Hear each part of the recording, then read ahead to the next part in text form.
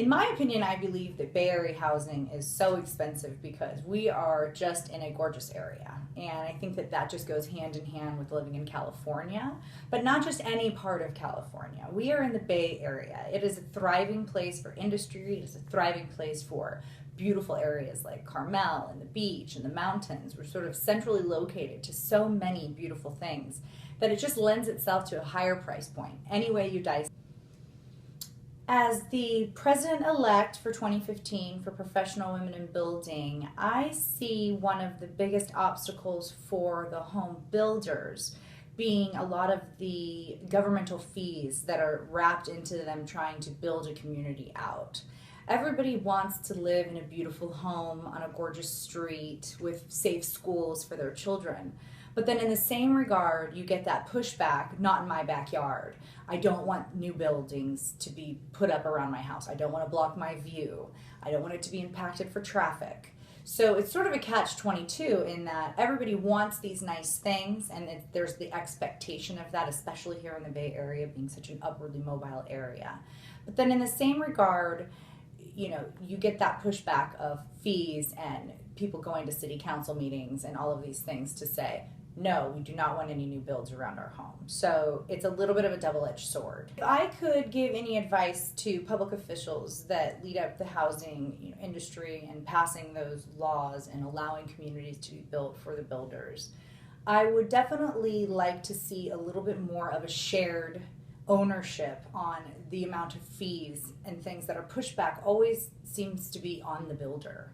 The builder is here to do a certain job, and they want to build a beautiful community, and they of course want to turn a profit. But in the same regard, I believe that a lot of times they're put in a position where there are so many fees standing in their way to build that community that oftentimes it's either delayed in planning or it can't even happen altogether. And so I think that more of a shared ownership on those fees going back to the government and not just 100% onto the builder would work in the positive for everyone. My experience, homeowners are looking for the aesthetic landscape of the home and the community. Does it have parks? Does it have a pool? Is it walking distance to schools that their children may be attending? Also, they're looking for what is included in that package. Do they offer granite countertops? Do they offer only one or two selections for the cabinetry, or is there an abundance of selections? A lot of home buyers only want to have like 3 packages put in front of them. More options is more daunting. Mm-hmm. They want it to be sort of isolated so that they can look at A, B, or C and make that decision. Another piece that they're looking at is what is the price point of that home, and is it going to be completely exorbitant out of their budget, or is it something that they can have some wiggle room so they can go in after the fact and add in details that will make their house a home. I think that there's always something to consider in that. Do you have a family that is growing? Do you have children that are older? Are you just sort of starting your family out? Ideally, when a family is young, they want more space. They want a yard for their kids. They want a front yard. They want safe streets. So in that case, you would probably have to move to areas like Antioch or Modesto, a little bit lower price points areas in the Bay Area.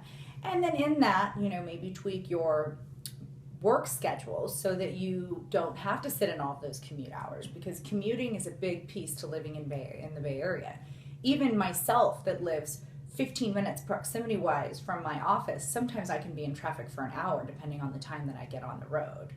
So I think that there really isn't a solution to that, but it's like I myself, I'm a target consumer group where I believe in location. I want to live where I want to live. I don't want a gigantic house out in the middle of nowhere that doesn't lend itself to my lifestyle. I'll take a smaller home in an area closer to where I work and play, and that would be my preference. Now, having a growing family, there's other things to consider. So I think that it's really in the eye of the beholder, but you just kind of have to swallow that pill and say, all right, well, I'm going to live in this area and this is what I want, and that's the price point. So you have to appease that. You just have to be flexible with that. The urban infills are amazing. It's a great option for people, but you are going to get a smaller piece of property or a smaller unit. And maybe you are closer to the city. Maybe you are closer to work. But you're going to have to figure out what works for you and your family.